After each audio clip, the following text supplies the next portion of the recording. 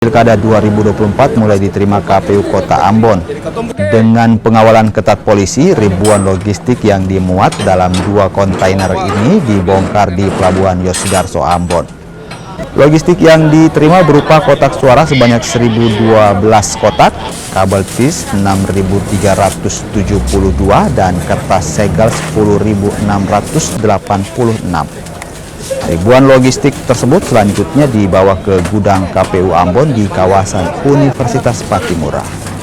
Selain KPU Ambon, 3 KPU Kabupaten juga menerima ribuan logistik tahap 1, yakni Kabupaten Buru, Buru Selatan, dan Kepulauan Tanimbar.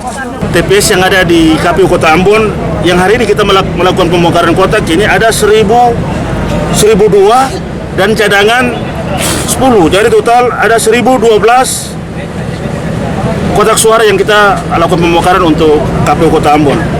Hitungan 501 TPS sesuai dengan daftar pemilih sementara. Nah, kemudian KPU Kota Ambon kemarin baru melakukan pleno DPT pada beberapa waktu yang lalu.